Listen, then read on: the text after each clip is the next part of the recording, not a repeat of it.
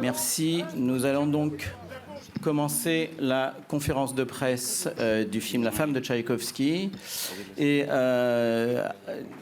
y a une très grande délégation de ce film qui est arrivée à Cannes. Néanmoins, nous avons la chance d'avoir avec nous les 4 personnes principales.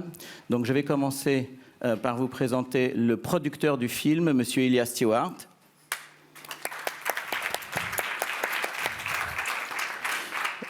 J'allais dire Monsieur Tchaïkovski, Monsieur Odin Byron.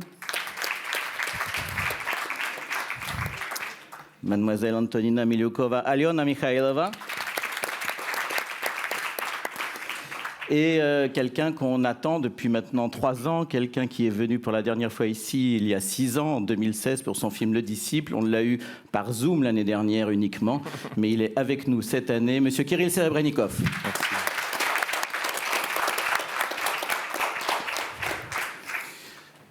Alors, j'ai d'abord une première question, mais je sais qu'il y en a déjà dans la salle. Une première question pour Kirill Serebrennikov. Vous étiez en compétition avec un film qui s'appelait Leto il y a 4 ans, sur un grand chanteur russe, Viktor Tsoï. Là, vous faites aussi un portrait, quelque part, de Tchaïkovski. On sait déjà que votre prochain film est également sur une personnalité.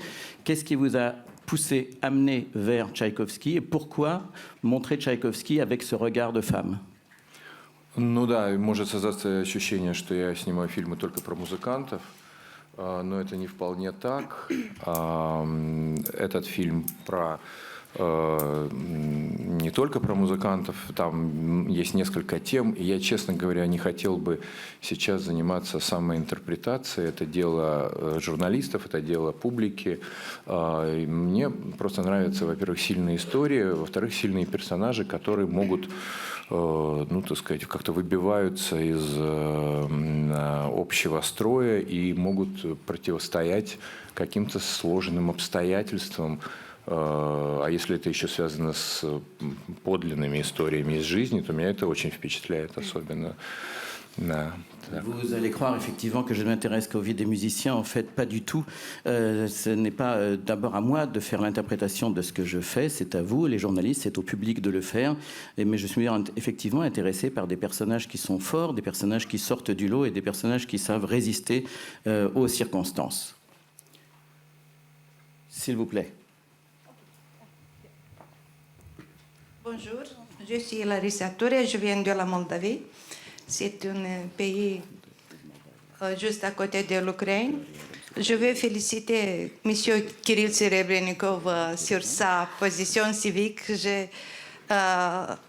J'espère de tout mon cœur que cette guerre absurde finira. Chez nous, on attend les bombardements de l'Odessa à Chisinau. J'aimais beaucoup ce film sur le personnage central, c'est la musique et c'est cette femme.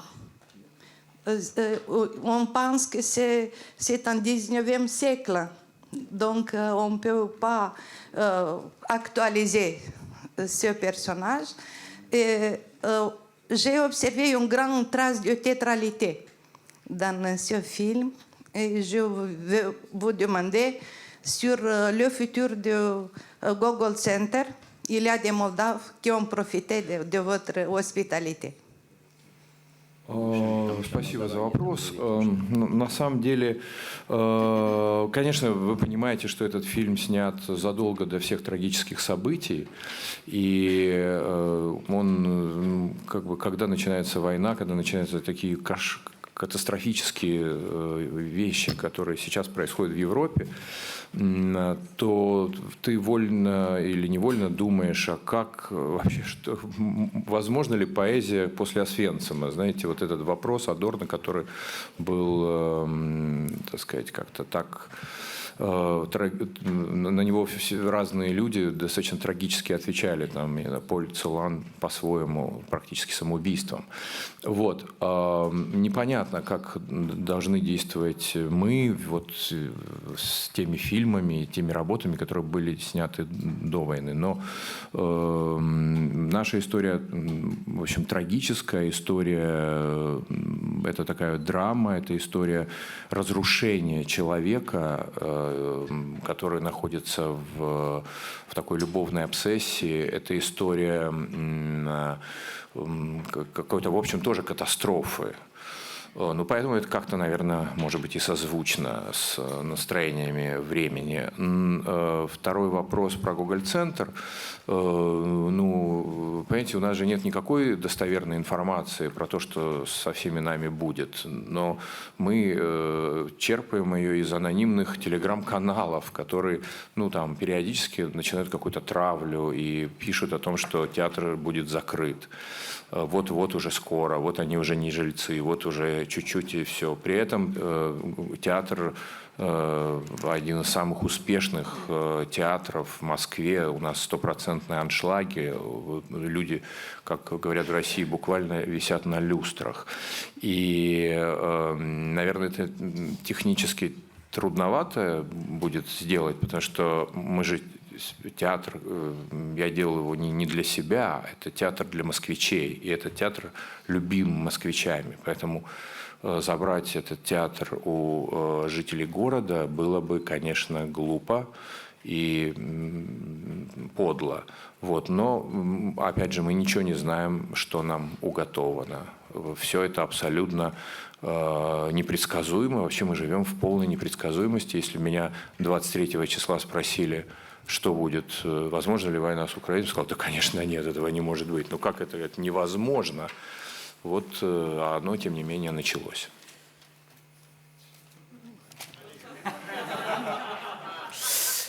Merci beaucoup pour votre question et pour que vous compreniez bien évidemment, nous avons fait ce film et le tournage s'est déroulé bien avant ces événements tragiques que nous avons connus depuis lors. Effectivement, c'est une véritable catastrophe et qu'on le veuille ou non, volontairement ou involontairement, on est lié à ces catastrophes et comme l'avait dit Adorno, est-ce que c'est possible de faire de la poésie après Auschwitz?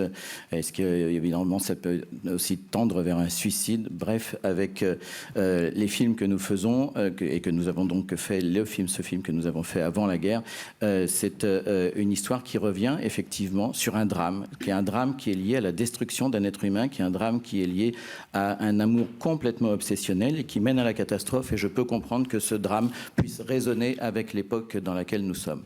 Pour ce qui est de la deuxième partie de votre question et du Gogol Center, en fait, pour être honnête avec vous, on ne sait pas ce qu'il va advenir du Gogol Center parce qu'effectivement, on lit des choses sur les chaînes Telegram, on lit des choses sur Internet, on lit des choses disant que ça va bientôt fermer ce théâtre, mais je dois vous dire qu'en fait c'est un des théâtres qui remporte le plus de succès à Moscou. Le succès est même tel qu'on voit des gens accrochés au lustre et donc c'est extrêmement difficile parce que ce théâtre, je ne l'ai pas créé pour moi-même, je l'ai créé pour les moscovites. Retirer ce théâtre aux moscovites, je pense que ce serait absolument stupide. Néanmoins, personne ne sait ce qui va advenir de ce théâtre et il est impossible de le prévoir, d'autant plus que si on m'avait dit le 23 février qu'il y aurait la guerre le 24 février, je vous aurais dit que ça aussi c'était impossible.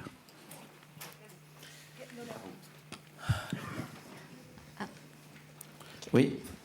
Thank you for taking my question. I'm Shoko Fukuyama from Japanese public. Une question de la télévision publique japonaise, NHK. Monsieur Serebrennikov, il y a des mouvements de boycott contre la Russie et la culture russe, ce qui est habituellement hautement apprécié, y compris contre ce qui est hautement apprécié, notamment la musique de Tchaïkovski. Puis-je vous demander ce que vous pensez de ces mouvements de boycott? Знаете, я начну вот с того, что я понимаю людей, которые требуют бойкота. То есть вот я их могу понять, потому что им так плохо, им так больно, им так обидно за то, что происходит с их страной, им так невыносимо трудно сейчас, что, конечно, они естественным образом требуют или просят запретить все, что связано с языком страны, которая на них напала, с культурой, которая, как они считают, имеет имперское какое-то звучание. Это понять можно. Давай я буду частями, а то я... Je voudrais commencer ma réponse par vous dire que je comprends tout à fait les gens qui exigent effectivement qu'il y ait ce boycott. Parce que pour eux, ce qui se passe aujourd'hui est extrêmement douloureux, c'est absolument insupportable. Et je peux comprendre qu'on demande, voire qu'on exige ce boycott et que la langue du pays de l'agresseur, de même que la culture qui est considérée comme impérialiste, aujourd'hui doit cesser. При этом я скажу, что объявлять бойкот культуре еще по национальному признаку, это, ну, конечно, в этой точке истории мы уже были. Это невозможно, мне кажется, и, честно говоря, это нельзя сделать, потому что культура – это как воздух, это как вода, как облако, она живет помимо нас с вами. Поэтому нельзя запретить русский язык, нельзя запретить Достоевского, нельзя запретить Чайковского. Кто-то может отменить концерт Чайковского, и это будет глупо, потому что он лишит людей потрясающей музыки. А в тяжелые времена именно искусство, музыка, кино, театр может дать людям возможность чувствовать себя живыми. Néanmoins, appeler à un boycott de la culture uniquement sur la nationalité de la culture en question, je sais que ça a déjà été fait dans le passé, néanmoins je trouve que c'est absolument impossible d'aller dans cette direction, parce que la culture, c'est l'air, c'est l'eau, c'est les nuages, ce sont des choses qui sont complètement indépendantes de l'homme, et je pense qu'il faut effectivement éviter de boycotter la langue, il faut éviter de boycotter Dostoïevski, Tchekhov et a fortiori Tchaïkovski, priver les gens de musique, de théâtre, de cinéma, alors que justement c'est ça qui rend les gens vivants, ce sont la musique, le théâtre et le cinéma. И я постоянно повторяю здесь, в нескольких интервью уже это сказал, повторю сейчас, вся русская культура всегда была про ценность человеческой жизни, про хрупкость человека, про огромное сочувствие к маленьким людям, к их душам, к их жизням. И этим она имеет ярко антимилитаристский и антивоенный характер, потому что война как раз хочет уничтожить все живое, а люди, которые ее начинают, они хотят, так сказать, им не интересна каждая жизнь, им надо толпы бросать в окопы и убивать людей ради каких-то геополитических целей. Жизнь каждого человека, боль каждого человека им не интересна, а культуре интересно. И в этом смысле культура и война – это всегда противоположные люди, сущности. Поэтому, делая культуру, делая кино, делая театр, играя музыку, мы этим боремся с войной в том числе.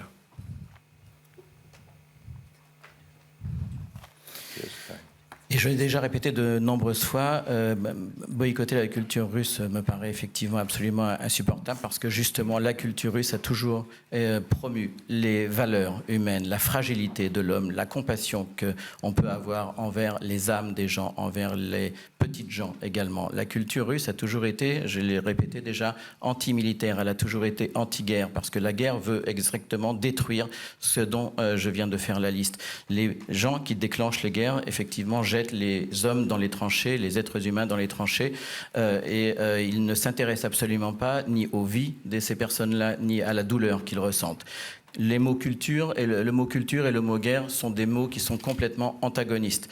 Et la culture, via le théâtre, le cinéma, la musique, cette culture-là se bat justement pour continuer de mettre en valeur ces valeurs-là. Hello, my name is Emma Engström and I'm from a Swedish radio. Une question d'une radio suédoise. Nous parlons de boycott. L'Académie ukrainienne du cinéma a exigé de boycotter vos films, votre film, pas seulement tous les films russes. Vous avez reçu des fonds pour tourner votre film d'un oligarque russe. Et quelle est votre réaction à cette position ukrainienne, à savoir que vous ne pouvez pas être donc libre en tant qu'artiste? Во-первых, Владислав Сурков, он не олигарх, он чиновник. Я, как и все мы, до какого-то года так или иначе находился в связях с государством и с государственными деньгами, потому что единственным источником финансирования театра, финансирования каких-то больших культурных проектов было государство. И до какого-то момента это государство не было токсичным. И прийти и сделать какой-то проект с логотипом при поддержке администрации президента было не позорно. Это было вполне себе приемлемо. И за эти деньги мы делали достаточно серьезные, большие, совершенно не связанные с там, какими-то неприличными жестами проекты. Фестивали современного искусства, большие там, театральные спектакли, концерты и прочее, прочее. Давай я потом дальше скажу. Alors je vais commencer déjà par vous dire que M. Surkov n'est pas du tout un oligarque, c'est un fonctionnaire. Et je dois également ajouter une chose, c'est que jusqu'à un certain moment, il n'y avait quasiment que l'État qui finançait aussi la culture. Et jusqu'à un certain moment, justement, le financement via l'État de cette culture en Russie n'était pas toxique. Avoir le logo du ministère de la Culture n'était pas honteux, c'était même tout à fait acceptable et qu'il y a des grandes choses qui ont été faites avec cet argent du ministère de la Culture, que ce soit dans le domaine du théâtre ou du cinéma. Более того, скажу, что по роману, который до сих пор считаю очень талантливым, Владислава Суркова, я поставил один из своих лучших спектаклей. И этот спектакль был про то, как власть уничтожает человека, как власть убивает, ну, так сказать, человеческую душу. Это был такой очень мрачный спектакль. Он вышел, и он пользовался большим успехом. De plus, le roman que j'ai effectivement adapté au théâtre de M. Surkov était un roman que je trouvais absolument talentueux. Et je dois vous dire que le spectacle, c'est un des meilleurs spectacles que j'ai pu monter. C'était le roman, le spectacle parlait justement du pouvoir qui détruit l'homme. Et c'était un spectacle très fort. Это было до 2014 года, это было до войны с Украиной, это было до всего того, что происходит сейчас. Et c'était avant 2014, avant la guerre avec l'Ukraine, avant tout ce qui était en train de se dérouler sous nos yeux aujourd'hui. Поэтому, ну, так сказать, почему они просят бойкот, я понимаю, но согласиться с этим не могу.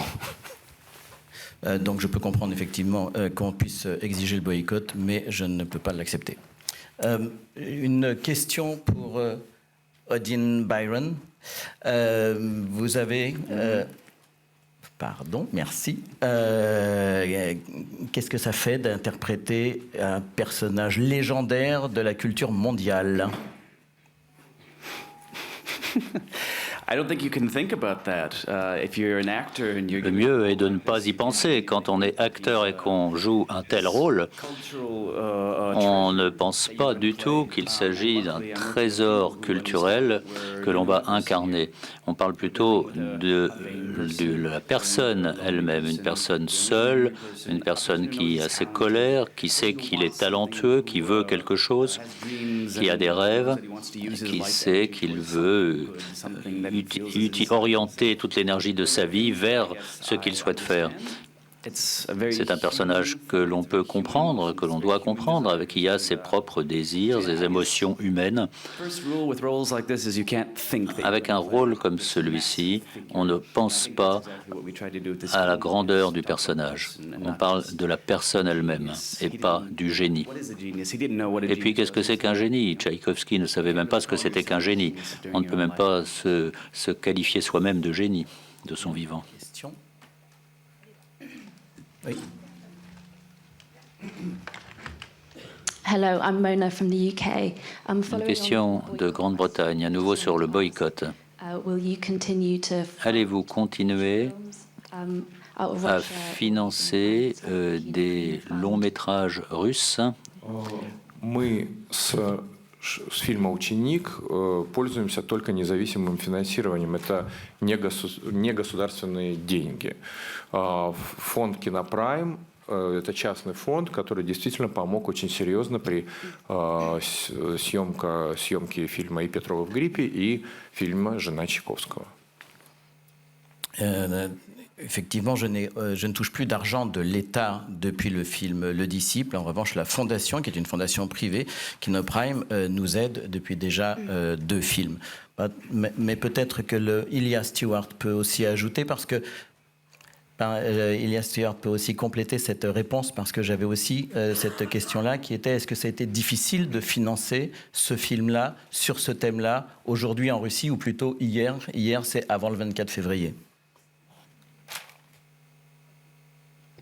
I think, as Kirill mentioned, since Comme Kirill vient de le dire, avoided government funding, so nous avons évité, depuis le disciple, les financements gouvernementaux. Nous nous sommes reposés sur les financements privés. Et dans le cas de ce film-ci, L'épouse de Tchaïkovski, il s'agit de coproduction avec des partenaires suisses, britanniques. C'est une production internationale. Était-ce difficile?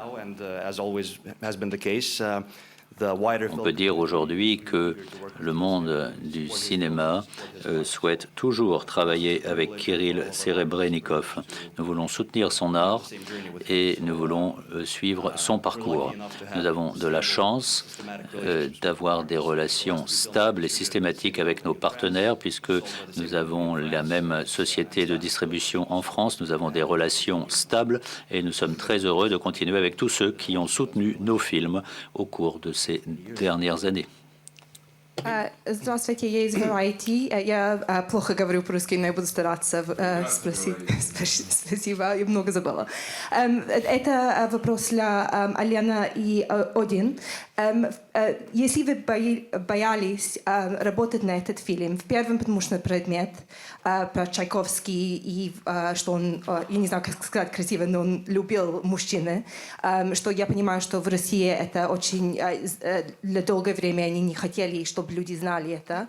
И второй, потому что Кирилл, конечно, очень прямый, я думаю, как сказать, прямый про политику и война и Россия, если эти две вещи тебе боялись работать с ним. Can you make it in English as well? Yes. So basically, the question is La même question en anglais. Lena and Odin were worried. La question est de savoir si Odin et Alena étaient assez soucieux de ce projet, parce que en Russie, il semble qu'on a toujours essayé de cacher le fait cacher l'homosexualité de Tchaïkovski.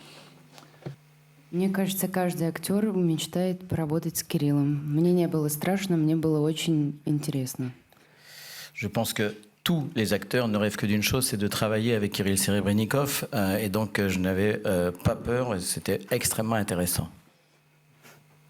Yeah, I wasn't worried at all. Kirill and I work together now for... Kirill et moi travaillons ensemble maintenant depuis à peu près 9 ans. Nous avons participé à de nombreux projets ensemble. Moi-même, il y a 2 ans, j'ai quitté la Russie. Je n'ai jamais eu aucun problème de travailler avec les Russes. Je n'ai jamais eu de problème non plus avec ce projet. C'est un projet merveilleux. On ne vous connaît pas encore en Occident. Vous avez tourné dans des séries télé beaucoup.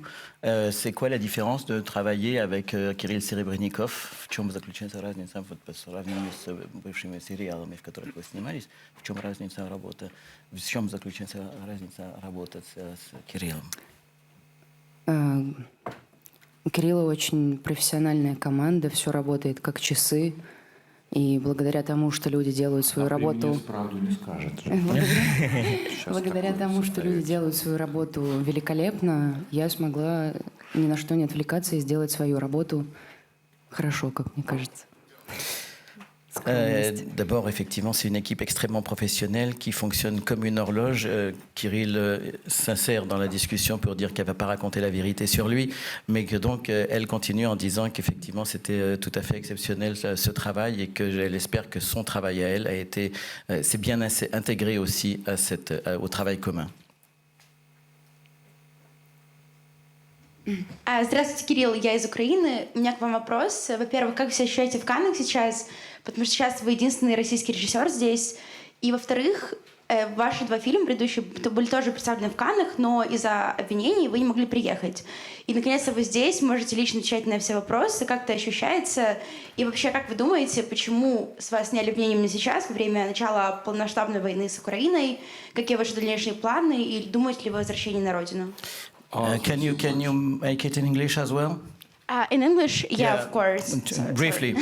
La même question en anglais.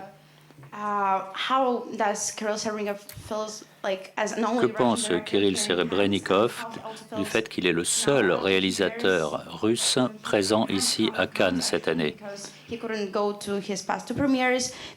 n'a pas pu participer aux premières précédentes. Et autre question sur ses projets futurs. Достаточно просто, потому что все было бы хорошо, если бы не было войны.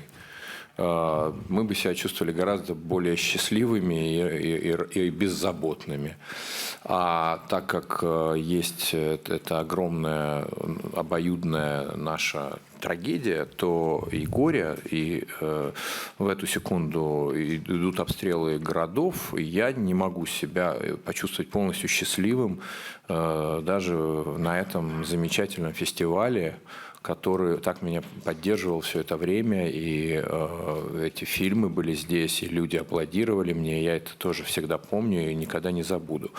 Почему снято обвинение? Как-то я же отсидел полсрока и получили УДО. Вот, и это все случилось прям накануне всех трагических событий. Вот, а сейчас я нахожусь в Европе, это связано с работой. У меня есть проекты, которые мне надо сделать здесь. Не все же по Зуму делать оперы. Я, конечно, уже намастырился, набалатыкался, но как ты это переведешь, интересно? Я не переведу. Да, но все-таки иногда хочется что-то делать, собственно, своими руками. Я очень хочу, я выражаю вам огромное сочувствие. Я понимаю, что вы в нем, может быть, не очень нуждаетесь, потому что я просто, у меня есть украинцы, друзья, и я с ними общаюсь, и я понимаю, что это очень все травматично, сложно, и очень хочется, чтобы как можно быстрее все это закончилось. Je vais vous répondre simplement en fait. S'il n'y avait pas cette guerre, évidemment, on irait tous beaucoup mieux, et moi le premier, parce qu'on serait sans doute beaucoup plus insouciants. La tragédie que nous vivons actuellement est une tragédie mutuelle, et que effectivement le fait qu'aujourd'hui il y ait des bombes qui tombent sur les villes fait que je ne suis pas complètement heureux d'être ici. C'est bien dommage parce qu'il se trouve que le Festival de Cannes est un festival qui m'a toujours soutenu, et que même si je n'étais pas là, je sais à quel point mes films ont été accueillis, comment ils ont été accueillis, les applaudissements que j'y ai reçus. Là, effectivement, juste avant le déclenchement de cette guerre, j'ai été encore à nouveau appelé en procès. J'ai finalement été condamné à une liberté conditionnelle. C'était juste avant le début de la guerre. Désormais, je suis en Europe. C'est ici qu'on m'a proposé du travail, et je vais aussi monter un opéra. Alors, c'est un peu, maintenant je peux le faire physiquement parce que le Zoom, comme disait Kirill Serebrennikov, j'en ai soupé, mais maintenant je peux véritablement faire quelque chose de mes propres mains, et je voudrais simplement vous exprimer une certaine compassion, même si j'imagine que vous n'en avez pas spécifiquement besoin, mais pour vous dire aussi que j'ai des amis ukrainiens et que nous sommes dans une situation dramatique tous. Alfonso Quiñones from Dominican Republic. Видавали работы над самыми глубокими слоями русской душой. Это для меня, конечно. Я чувствую, что в некоторых точках зрения много Достоевского в этом. И я хотел бы знать, сколько времени у него ушло на то, чтобы задумать этот фильм, и сколько из доставки своих личных проблем в этой фильме. Can you make it? Yes. In English. You have achieved a work on the deepest layer of the Russian soul. Vous avez souligné par votre film ce qu'il y a de mieux dans l'âme humaine et l'âme russe. Parlant de Tchaïkovski, combien de temps vous a-t-il fallu pour concevoir ce film et quel genre de problème avez-vous rencontré? Спасибо вам за вопрос, во-первых. Во-вторых, я все-таки отвечу, что я отношусь к поколению, которое, к счастью, наверное, не говорит. Значит, так, сегодня я займусь еще одним слоем русской души и вскопаю там что-то. Мы делали фильм, и меня прежде всего интересовала история. и достаточно сильная история. И меня интересовала эта вселенная Чайковского, и этот персонаж как какая-то квинтэссенция чего-то русского и, так сказать, и при этом европейского мне был и есть всегда очень интересен. Я все-таки надеюсь продолжить исследования и работу над жизнью этого человека, потому что, как я тоже часто говорю, вот есть вселенная Marvel, DC, а есть вселенная Чайковского. И там много есть еще тем, которые можно с большим удовольствием рассказать. А второй вопрос про Достоевский. Слушайте, ну это русский 19 век. Конечно, мы куда обращаемся? К великой русской литературе, которая, конечно, так сказать, и к живописи, и к страстям, которые тогда бушевали. Но при этом я очень хотел, чтобы этот фильм был не про 19 век, а про нас с вами. Конечно же, там во всех этих историях и во всех этих сюжетах есть частица всех нас, и меня, и Одина, и Алены, и всей группы, и люди, которые там принимали участие, передали свой личный опыт, чувственный опыт, эмоциональный опыт, страхи, боль. Ну вот мы фильм снимали в хронологическом порядке, это достаточно редкое явление, как вы знаете, но только потому, что только в таком режиме, я был и до сих пор уверен, можно Алене было помочь прожить эту историю. Не как кино обычно снимается, сначала конец, потом середина, потом начало, а вот ровно в последовательности. Это было легче и для Одина, и для Алены, потому что история в себя вбирает несколько десятилетий. Ну вот это было ужасно интересно. Кино — это все-таки, конечно, машина времени.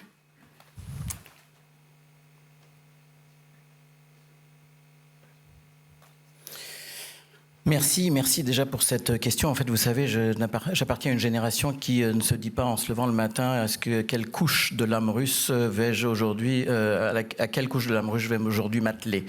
Je voulais faire un film avec une histoire qui soit une histoire vraiment assez forte, de manière à pouvoir entrer dans l'univers de Tchaïkovski, parce que Tchaïkovski, pour moi, est la quintessence de quelque chose de russe et même de quelque chose qui est tout à fait européen. Donc c'était effectivement intéressant, et je continuerai sans doute d'aller de l'avant pour travailler sur la vie de Tchaïkovski, parce que, comme je l'ai déjà dit, il y a l'univers Marvel, il y a l'univers DC, et puis il y a aussi l'univers de Tchaïkovski, et je continuerai de raconter avec un grand plaisir des choses sur lui. Pour ce qui est de la deuxième partie de la question, effectivement, on est au 19e siècle, on est avec Dostoïevski, parce que le 19e siècle renvoie à la grande littérature russe, renvoie aussi à la peinture russe, renvoie aussi aux passions de l'époque, même si je voulais faire un film sur nous aujourd'hui, sur Odin, sur Aliona, sur moi, sur tout ce que nous ressentons, et sur les sensations, notre sensibilité, nos émotions, nos passions, notre douleur. Je dois vous dire aussi qu'on a tourné ce film dans l'ordre chronologique, ce qui est extrêmement rare, vous le savez, au cinéma, parce que je voulais pouvoir aider Aliona à traverser toute cette histoire. Donc on n'a pas du tout tourné, comme vous le savez, le cinéma est fait différemment. Généralement, on tourne les scènes comme on peut, dans l'ordre qu'on peut. Là, j'ai vraiment voulu qu'elle traverse l'histoire, parce qu'elle-même, son personnage traverse l'histoire sur plusieurs décennies. Mais en fait, comme vous le savez aussi, le cinéma est une machine à remonter le temps. Yes. Adrian Prechtel, German newspaper. I would like Quotidien allemand. Une question d'ordre religieux. Aujourd'hui, nous voyons qu'en Russie, la religion a un impact politique. Vous parlez de choses très privées dans votre film, mais avez-vous évité néanmoins de parler de religion? Истово молится на коленях, вымаливает себе мужа, а в другой сцене делает какой-то обряд, ритуал, практически вуду или я не знаю что, какой-то ворожит, и это не имеет отношения к религии, это имеет к каким-то праславянским, там, многовековым традициям. Поэтому это очень такая религия, вещь сложная, но политического аспекта в истории Чайковского и Антонины касательно религии не было. Про это скорее фильм «Ученик». А здесь все-таки мы рассказывали о XIX веке, и Петр Ильич, и все люди вокруг были очень верующими людьми. Это было, конечно, совершенно иное православие. Оно тоже было связано с государством, оно было частью, значит, государства российского и частью истеблишмента, но не это есть тема нашей картины.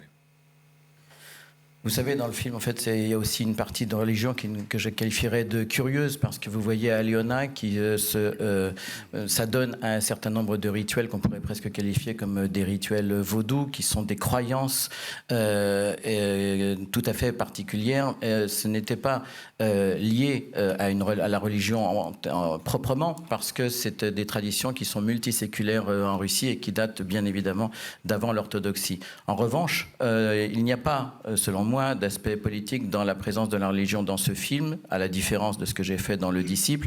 On voit bien évidemment l'aspect contradictoire au XIXe siècle entre les croyants et ces croyances-là. L'orthodoxie, déjà à l'époque, au XIXe siècle, était tout à fait liée à l'État. Elle était partie prenante de l'État, elle était partie prenante de l'establishment. Anthony D'Alessandro, United States, Deadline Hollywood. Une question d'Hollywood. Pour le réalisateur et le producteur, le financier du film a récemment annoncé qu'il allait donner de l'argent aux victimes de la guerre en Ukraine. Il s'agit d'Abramovich. Deux questions. Est-ce que l'argent qu'il va gagner avec ce film sera donné aux victimes donné aux victimes de la guerre en Ukraine? Même question pour vous-même.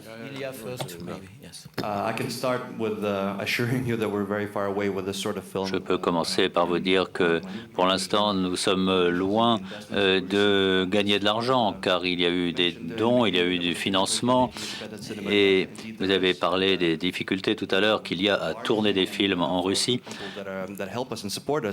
et les gens qui nous ont soutenus investissent dans l'art et n'investissent pas dans du business. Ce n'est pas quelque chose dont nous avons discuté parce que nous n'envisageons pas qu'il y ait des gains importants. Я хочу сказать, что, так сказать, помогать пострадавшим от войны – это обязательно, важная история, и мы это делаем. Я помогаю и людям, которые оказались беженцами в Европе, и русским, и украинцам, потому что они все жертвы войны, и русским в том числе. Потому что у многих русских и художников, и просто простых людей война поломала жизни. Им пришлось уехать из страны, бросить свои дома, семьи, жизни, и все начинать заново где-то, непонятно как. И это тоже очень тяжелая и травматическая история. Она, более того, как бы чувствует себя еще виноватыми. Как многие люди действительно себя чувствуют. Потому что к русским иногда бывает не очень хорошее отношение в связи с этими событиями, с войной, которая ведет Россия. Поэтому я бы помогал и тем людям, которые погибли, русские люди, которые погибли в Украине, потому что даже они не понимают, так сказать, как это сказать, они, может быть, были жертвой пропаганды и пошли туда воевать, но эти семьи, которые оказались без кормильцев, это тоже кошмарная трагедия. Поэтому здесь надо говорить вообще о гуманитарной поддержке жертв войны всех. И да, люди искусства должны это делать. И я об этом это делаю. Я ну, просто не хочу это показывать вам платежки. Вот. Но что касается Романа Абрамовича, это человек, который поддерживает современное искусство в течение очень долгого времени. Он один из главных меценатов того искусства, которое, кстати, не очень любят в России официальные власти. Он сделал огромную институцию, которая занималась современным искусством. Он сделал большую институцию, которая занимается поддержкой арт-кино. И при его серьезном поддержке Кинопрайма, я говорю об этом фонде, были сделаны одни, ну, такие яркие арт-фильмы последних лет. Это не пропагандистские фильмы, это арт-фильмы. Более того, он очень помог многим людям, там, связанным с благотворительностью, и просто лично помог. Он мне помог очень серьезно в самые тяжелые моменты моей жизни. Я ему за это бесконечно благодарен. И я вам скажу, что господин Зеленский, президент Зеленский просил президента Байдена не включать Абрамовича в санкционные списки, потому что он является ключевой фигурой в этих переговорах. То есть при участии Абрамовича возможно достигнуть мира. Он один из важных в этом процессе людей. Поэтому я здесь согласен с президентом Зеленским, что это, в общем, было бы хорошо этого человека освободить от груза санкций. Это, поверьте, достойный человек. Je veux effectivement moi aussi dire qu'il est extrêmement important d'aider les victimes et vous savez il y a de nombreux réfugiés, des réfugiés qui arrivent d'Ukraine, des réfugiés qui arrivent aussi de Russie parce que même en Russie aussi un certain nombre de vies ont été complètement brisées, des gens ont dû partir, ils ont tout quitté, ils ont quitté la vie d'avant, ils ne peuvent plus travailler, ils ont quitté leur famille et donc c'est extrêmement difficile et c'est traumatique pour de nombreuses personnes y compris en Russie, d'autant plus que les Russes se sentent coupable. D'où le fait que l'attitude parfois malheureuse qu'il y a envers les Russes, elle ne peut pas être étendue à tout le monde. En revanche, il est important d'aider toutes les victimes, mais d'aider aussi tous ceux qui sont envoyés par les familles pour aller combattre et dont les familles sont aujourd'hui privées de soutien financier aussi. Les artistes doivent évidemment aider ces gens-là et je le fais moi-même. Je ne vais pas vous montrer les factures évidemment, mais je le fais moi-même. Pour ce qui est de la deuxième partie de la question sur Roman Abramovich, je dois vous dire qu'il aide l'art moderne depuis très longtemps. Ça fait longtemps effectivement qu'il joue le rôle du mécène et que le type de mécénat qu'a mis en place Roman Abramovich, c'est quelque chose qui en Russie a toujours été particulièrement apprécié. C'est lui aussi grâce auquel on a aujourd'hui du cinéma d'auteur.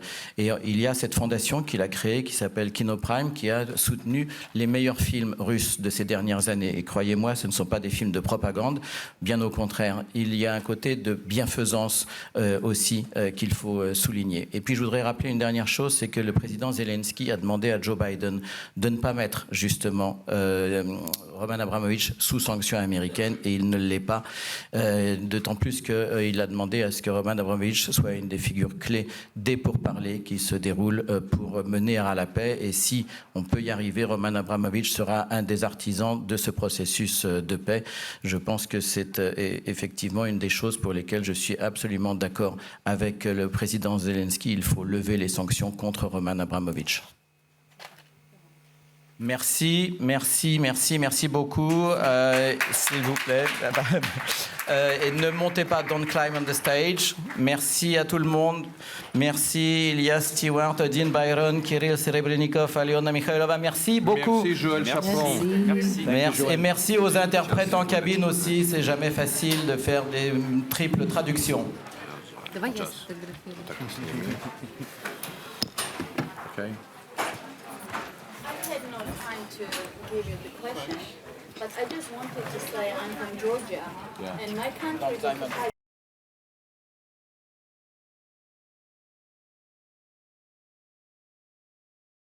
The T-shirt. I wear the T-shirt. I'm Georgian. okay, but your life changed after the war in Ukraine, but this had started before, you know.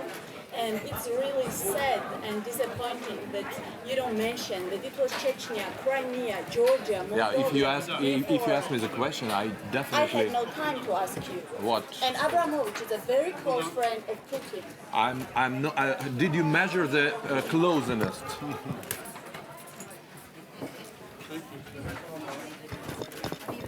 Sanjay. Yeah. Sanjay.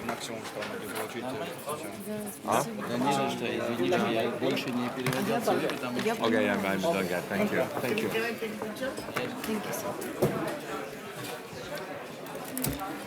Okay, thank you so much. Я так, сука, в туалет.